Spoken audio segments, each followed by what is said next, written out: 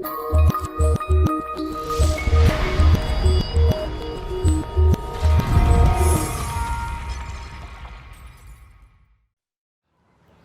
Gary here. Over my shoulder is the longest running continuous farmers market in the country. In fact, George Washington brought his produce there.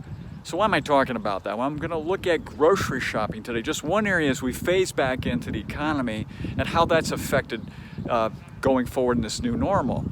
First, I want to talk about a concept that a friend of mine, Dean Jackson, brought to me years ago called Mainland and Cloudland.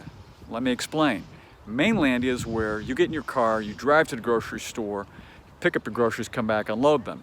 Cloudland is where you start with your smart device and you go online and you order your groceries, pick a time slot, and then go to the store at that time slot, pick up your groceries and bring them back home. We're moving towards Cloudlandia. So who are the big players or the players out there in this area?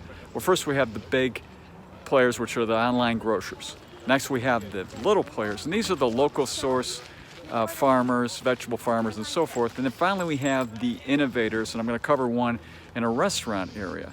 So let's start with the big players. Well, when you can see here in this chart that recently the three biggest players on online grocers were Walmart, Instacart, and Amazon Prime Now. And they had roughly about 3% of the marketplace. And it has been said that by June of this year, 43% of us are going to experience that. That's a huge change. In fact, one of the CEOs said it's like Black Friday every single day in that online grocery space right now. Next, we go to the little players. Now, here's where we go to. I went to a farmer here. I ordered online all fresh vegetables from his 10-acre under greenhouse farm in West Virginia. I came by, picked up 3 boxes of fresh vegetables. Now, why would I go back to any grocery store, get 3 or 4 week old vegetables have been picked over and everything else? I'm probably going to change looking at that particular case. And finally, the innovators. A good friend of mine has several restaurants in the South. Now, he'd been collecting in Cloudlandia many emails for his customers who visit his restaurant. And what he noticed, like a lot of us did, that the grocery stores near are missing eggs and meat and paper products. So what he did is he took his own suppliers, ordered all those, went and sent emails to all his customers and said, hey, I've got what you can't get, come by my restaurant and pick it up. And they did. And several weeks later, he's making much more money delivering groceries from his restaurant storefront. That's amazing. That's innovation.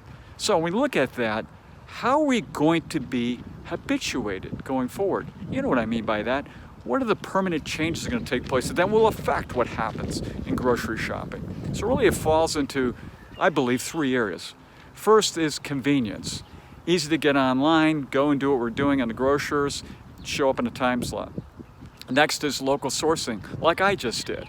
Getting really fresh vegetables from local farmers. That makes my own personal food supply much better.